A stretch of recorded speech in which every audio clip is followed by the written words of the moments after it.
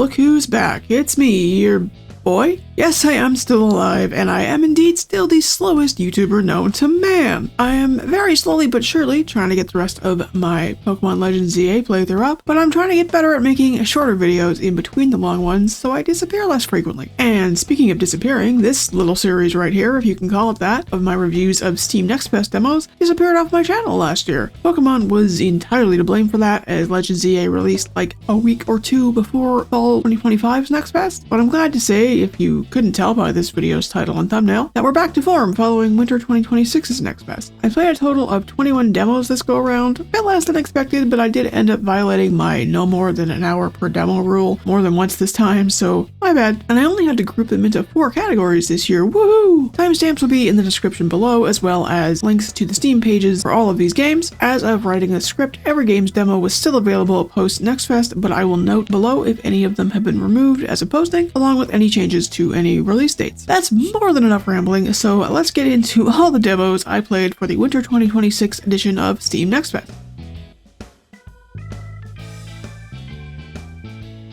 This first category, Puzzlers, only has 2 games in it, because they were the only games that had puzzles in them and didn't fit into any other categories. This first game, Tukoni, Forest Keepers, has been on my wishlist for a while now, I think since it was in a Wholesome Direct or something like that. The game is described on Steam as a cute and cozy puzzle adventure where you play as a forest spirit named Tukoni, exploring a magical world filled with interesting little characters. The demo was short and sweet, with charming hand-drawn art style, calming music, and delightful voice acting in the form of adorable little murmurs. Tukoni is a game that requires you to move back and forth through different areas of the map to find clues and solutions, and then go back to apply them to puzzles elsewhere. Thankfully, you are armed with a sketchbook to help you remember what you've seen where, which I would have been completely lost without. The puzzles were mostly chill, though I struggled with the last 2 or 3 and had to look up a walkthrough on YouTube. I think my struggles came from there being no spoken or written words in the game at all outside of the menu, meaning that I had to guess at how each puzzle worked based on the visual clues alone. That's something that can be hard for my brain to parse sometimes, and on those last few puzzles I likely would have benefited from a little bit more guidance. Overall though, I really enjoyed the demo and I look forward to seeing what the full game brings. Tukoni Forest Keepers releases sometime in 2026.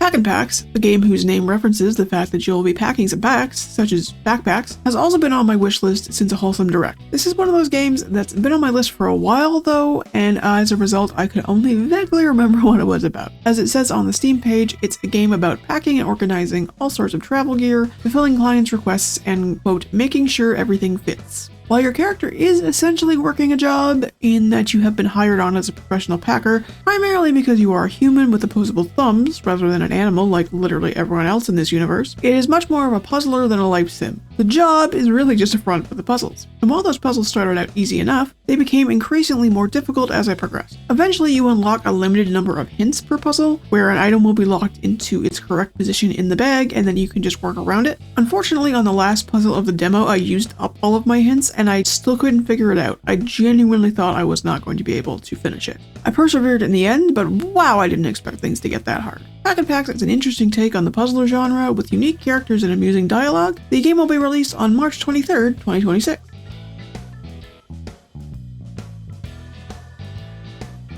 My second smaller category is for 2 story-driven games, the first being Moomintroll Winter's Warmth. I didn't know anything about Moomin before this, and honestly I don't really know that much more now, but I do know that Moomin is freaking adorable. As such, this game now has a spot on my wishlist alongside Snufkin, which has been on my list for a while now, but I've never had the guts to try it due to my aforementioned lack of Moomin knowledge. The Steam page reads, from the creators of Snufkin, Melody of Moomin Valley, comes a heartwarming new adventure inspired by the beloved Moomin stories by Tove Jansson. This time, join Moomintroll himself on a charming but cold winter journey. You follow Moomin as he wakes up early from his hibernation and ventures out into his very first winter. He experiences cold and snow for the first time and has to conquer some of his fears, but thankfully he runs into some friends who help him out along the way. The demo was pretty short but very cute, and it gave a good idea of the game's story and mechanics. It was mostly a bit of a walking simulator, but there were also some hidden object puzzles and side quests that gave some more breadth to the gameplay. Moomintroll Winter's Warmth releases on April 27th, 2026. My second story-driven game was Fishbowl, described on Steam as a narrative game about dreams, grief, and hope. Rediscover your memories and find your way into the present in this intimate experience where slice of life meets surreal. This was another one that had made its way onto my wishlist following a wholesome direct or something similar, and I very much wanted to like it. And to be fair, there's absolutely nothing wrong with the game. It's obvious that it was made with a lot of love. I think I just wasn't in the right headspace to play it, as the story deals with grief, something I've been dealing with lately myself, and it takes place right at the start of COVID lockdowns, which we all know was not exactly a fun time. These two things together just made it difficult for me to get into the game. But like I said, the game has clearly been made with love, featuring detailed pixel art, a story that seems like it will probably get pretty deep, and there were multiple mini-games related to the main character as she went about living her life and working remotely at her job as a video editor. Fishbowl releases sometime in April of 2026.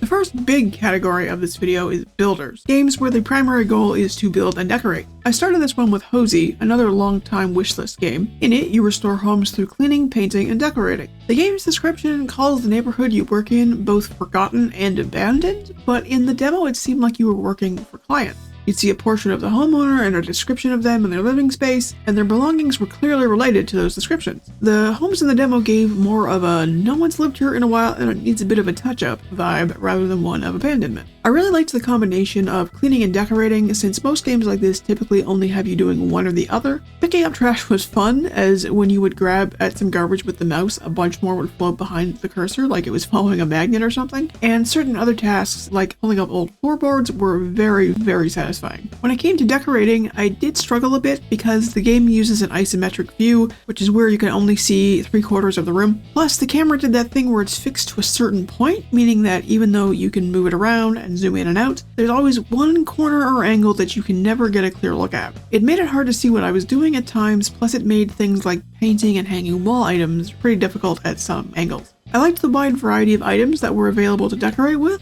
but there was no way to not use all of the items that you were given. You could put things aside temporarily, but there was no way to say, this won't fit here. The clearest example of this was in the final level of the demo, which gave you multiple coffee table-like pieces, all in different shapes and sizes, and there was no clear way to fit them all in the space without just shoving them in and hoping for the best, which is what I ended up doing. Overall, I enjoyed the demo despite the hiccups, and I will keep my eye on this game in the future. Hozy is currently scheduled to release on March 30th, 2026. High Above is another game that had been on my wishlist for so long that I had forgotten it was there. The Steam page describes it as a cozy rooftop building game about finding peace in the skies. Design and grow your perfect rooftop retreat from vibrant Mediterranean courtyards to modern urban hideaways. Watch the world come to life around you at your own pace in your own little oasis. I really wanted to enjoy this demo because it looks like you could probably make some beautiful builds with it. Unfortunately, I really struggled with both the camera and the controls. I actually tried playing it twice because I got so frustrated the first time that I decided to put it down and try again later. Sadly, I had no real success the second time either. I had the same problem as I did with Hozy, as High Above also uses an isometric view with the camera fixed in one corner. Because the camera is not fully free and the game involves building structures that are both tall and wide, but then also decorating those structures with items that are comparatively tiny, I had a really hard time even getting the camera into a position where I could see everything properly. I also found that the build menus took up a lot of real estate on the screen, and I couldn't do things like change colors without having extra menus open, so I found myself getting overly frustrated just trying to see what I was doing. Overall, I can't say that the demo for High Above was bad per se, it may just be that it's a game that doesn't work with my wonky brain. High Above is currently set for release sometime in 2026. Next up was ShantyTown, a game I found by browsing the cozy demos recommended to me by Steam. ShantyTown is described as a relaxing diorama building game about finding beauty in everyday chaos. Bring new locations to life, stack your urban buildings high, and fill each little nook and cranny with your own touch. It's sort of like High Above in that you are building and decorating tall structures, but here those tall structures are actually made out of a multitude of smaller structures stacked on top of one another. Once again, I went into this demo excited and wanting to like it, but once again I was left disappointed. My first issue was that there was no clear way to re-access the tutorial hints, meaning that when I got stuck and I couldn't remember how to do something, I was out of luck. The map of the town was also hard to navigate. Technically, you could move your camera in first person around the town, but to get to the next spot where you could actually do any building, you had to fast travel via the in-game map. The instructions on how to do that were also unclear, and again, because there was no obvious way to look at the tutorials, I just had to blindly guess. As well, the plots I had to build on were very small while the buildings were huge, and I really struggled with that. I understand that the point is to build houses and shops on top of each other, and I was actually looking forward to playing with that, but due to the size differences, I just felt like I was stacking things simply to finish the job rather than consciously designing anything. There was also a logic puzzle aspect to the gameplay where you were required to make sure that all buildings were hooked up to the utilities they needed. This was easy enough to work into the first build, but I ended up soft-locked on the second because 3 of my buildings somehow were missing a utility, and I wasn't given any options to add them. You'd finish the job by using the camera to take a picture of the build, and by the time I got to my soft-lock state, the camera was the only option left in my menu. However, I couldn't click on it because the job was only 96% complete. And due to the inability to re-access the tutorial, along with the lack of any clear direction on how to fix the problems, I was officially frustrated. I called it there and decided to move on to another demo. ShantyTown releases on April 16th, 2026. DEEPLANDERS was another game introduced to me by Steam, and I'm very glad to have discovered it. The description on the Steam page reads, DEEPLANDERS is a minimalist construction puzzle game about populating the depths and bringing light into them. Build cozy underground cities and find the perfect place for each Deeplander to live in harmony. I found this game to be both beautiful in its art style, as the little underground cities are all made of silhouettes on a colorful atmospheric background, and also the game is freaking adorable because whenever you successfully match a Deeplander with a home, they jump up and down and let out a little yeah. Each individual Deeplander has its own needs in a home. Some want roommates, others don't. Some want or don't want neighbors. Eventually, community spaces like temples, gyms, and entertainment venues become available, and some Deeplanders want to live near certain spaces but not near others, etc. It can be quite challenging to meet everyone's needs at the same time, but thankfully you have the freedom to move people to different layers of the deep so long as you're still meeting their requirements. So you can look for specific spots that meet stricter requirements and move around the Deeplanders with more relaxed needs. I really enjoyed Deeplanders and it's now on my wishlist. Sadly, it currently has no release date listed.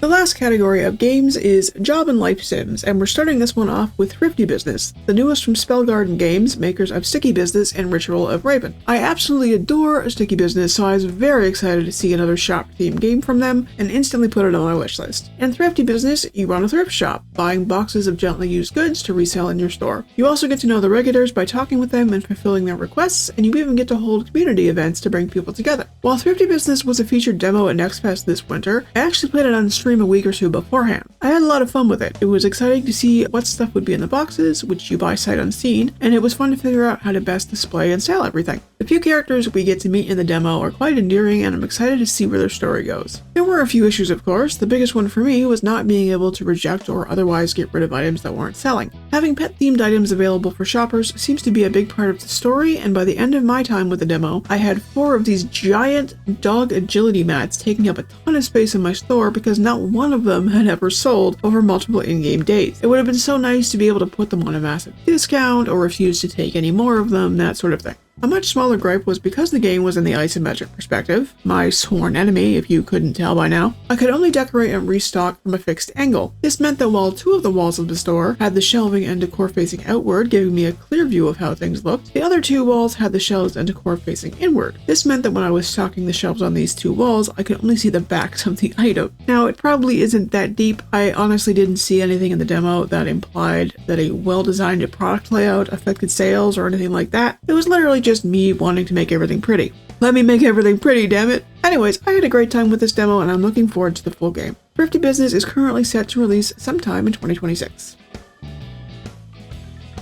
One Move Away is described on Steam as a 3D first-person puzzle game that blends puzzles with packing vehicles. Players experience packing in various stages of life, each level offering their own challenges. I found that One Move Away was a unique take on a packing simulator, as a 3D puzzle is significantly more challenging than a 2D puzzle, and overall I really enjoyed it. However, this game has wobbly physics. You know, the kind where you only have control over about half of the object you're holding, and the rest of it just wobbles around with complete abandon? Yeah, those wobbly physics. While it was fun to try to figure out how to best pack the vehicle in each level, there were times where an item's refusal to move the way I needed it to was extremely frustrating. The best example of this was in the final level of the demo, where you're packing a moving van with the contents of an entire apartment. The items came down on a lift in no particular order, so keeping the large items separated from the small was rough enough. But then to have the items not cooperate with me trying to slide them into every nook and cranny of the van, I got to the point where I was just tossing the items in wherever they were willing to stay put. I can guarantee that the van was not at all packed safely, and there were absolutely going to be a bunch of broken items once the client got to where they were going. Despite that, I had a good time with one move away, and it is now on my wish list, although it currently has no scheduled release date.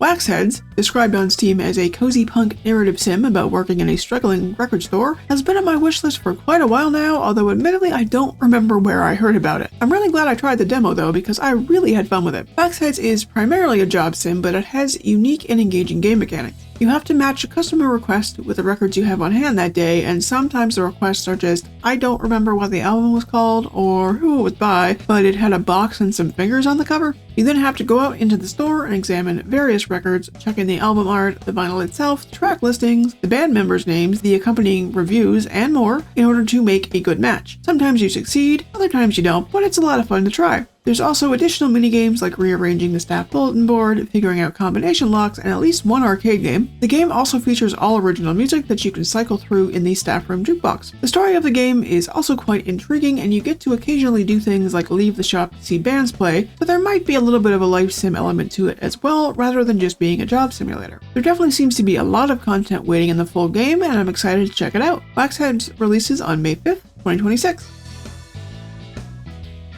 Shiba Sweet has you playing as a Shiba Inu who inherits their grandma's bakery and dessert shop. This one's been on my wish list since its appearance in a Wholesome Direct, and the demo really surprised me with how good it was. First of all, it's very, very cute, having been made in a claymation-esque art style. The loading screen between each day is your character asleep in their bed, and it rotates through a series of relatably awkward sleeping positions, which is completely adorable. When I initially started playing, I was worried that the game would get more stressful as the recipes got more complex, but thankfully that was not the case. While the recipes do eventually require more ingredients, more steps, and even more appliances to create them, because there's no time limit on the baking and nothing burns if you leave it in the oven for too long or whatever, it was actually very relaxing once I got into the rhythm of baking. In the demo at least, there were really only two aspects with a time limit of sorts. The first was that ingredients will spoil if they're not stored properly overnight, and there was also no way to keep extra baked goods if you might make a recipe by accident, so that would also spoil. Then there was a literal time limit on selling items during the day. The timer is on the screen while the shop is open, and you have to fill all of the customers' orders before it runs out. However, because the demo had a limited number of recipes to learn, it really wasn't hard to stay well within the timer. It'll be interesting to see how much more difficult that gets in the full game. Shiba Sweet currently has no scheduled release date.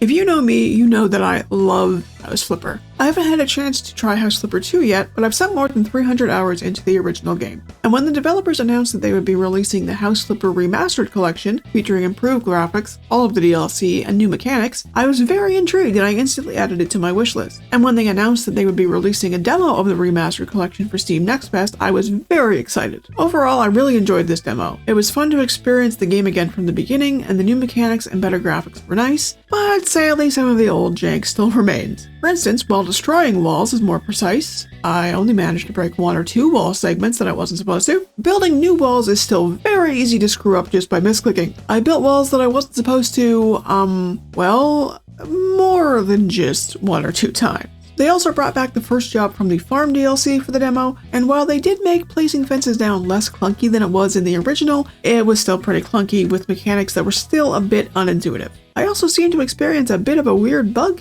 I streamed most of my playthrough of this demo, and by the end of stream, it seemed like the game was getting tired or suffering from a memory leak or something. It suddenly started saying that the floors of several rooms I had already finished were only like 97 or 98% covered with floor tiles. I couldn't figure out how to fix it, so I decided to come back later that night to finish the final job. When I came back off stream and started placing furniture, there were suddenly silhouettes around the room showing me where furniture should go. That had not happened once in the 4+ hours I played on stream, and I have never seen that feature in the original House Flipper either. Stranger still, once I placed down 2 or 3 furniture items, I stopped seeing the silhouettes. Oh, and the game never stopped insisting that my previously finished floors were no longer finished, so that was weird.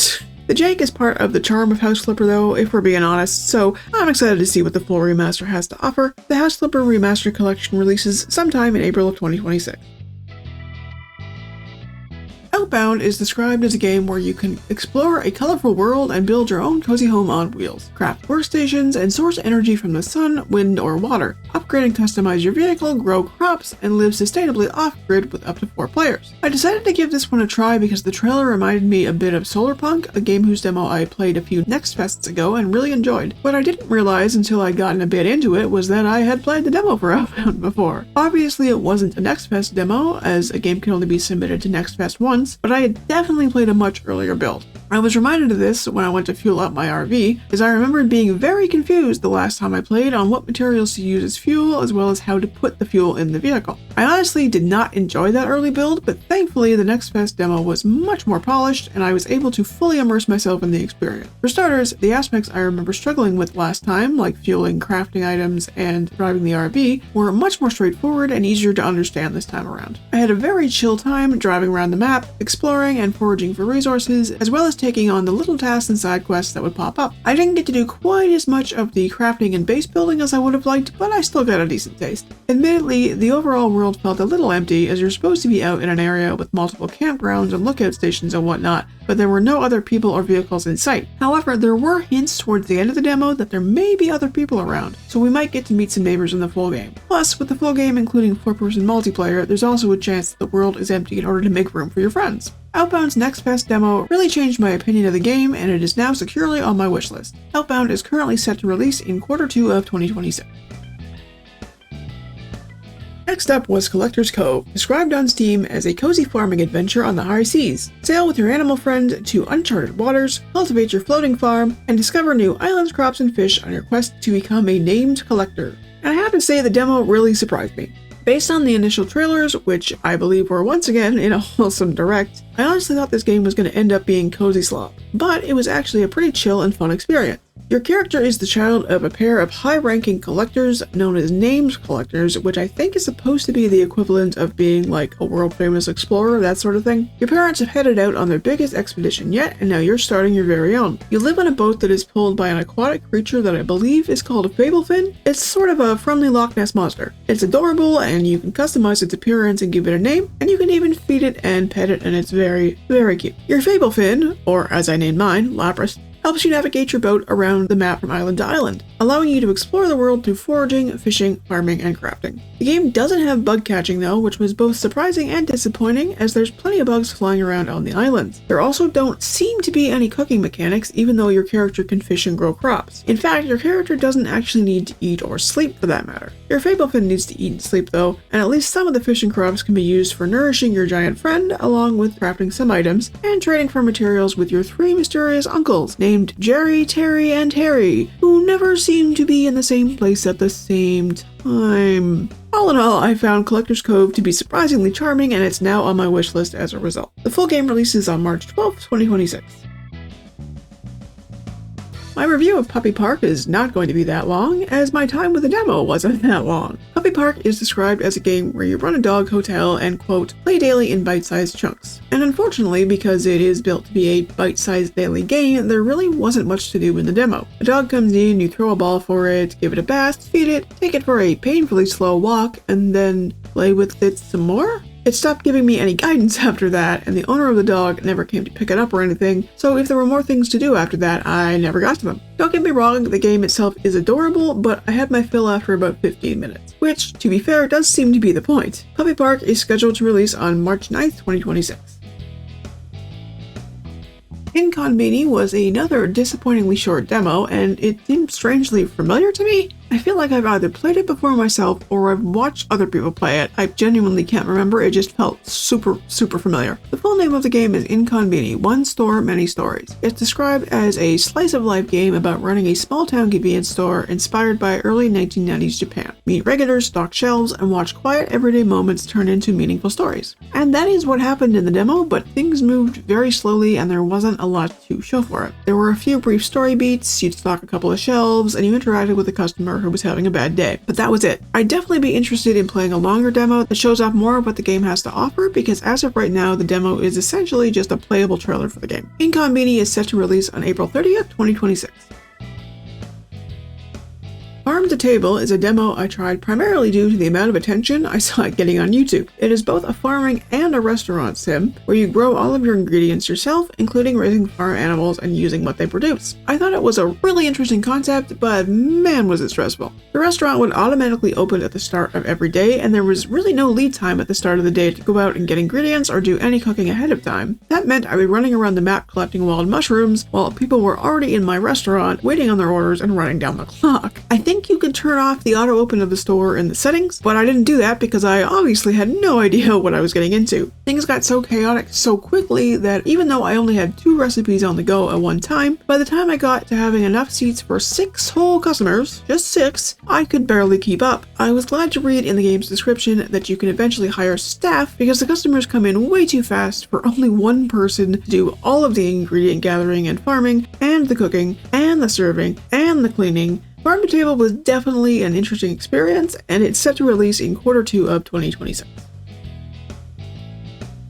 Dear Journey was another game where I liked the concept, but the demo didn't quite do it for me. The gameplay revolves around your job as a travel agent, where you plan trips for travelers via deck building. It's kind of a roguelite, as the cards you're dealt change every time, but you also slowly unlock cards that become permanent additions to your deck. The cards are color-coded and also have various symbols on them, representing the various needs a traveler may have. One wants a relaxing holiday, while another wants a super active one. Some want to be around lots of people, but others want to be more isolated, etc. You match the client's needs to those colors and symbols, and the better the match, the better you are at your job. Unfortunately, some of those colors and symbols are a bit too ambiguous, and whenever I'd fail to plan a sufficient trip, I could never fully figure out why. I eventually realized that the game uses the same symbol to mean several different things, so just because you match the symbols didn't mean you'd successfully met your client's needs. For instance, a compass symbol meant adventure, but then there were also subcategories of adventure, like movement or novelty. The compass symbol itself stayed exactly the same regardless of subcategory, so even though I would match a traveler with the compass symbol to one or more cards of the same, I'd still manage to fail the job. It got rather frustrating because of this, and I eventually decided to move on. Dear Journey is currently set to release sometime in 2026.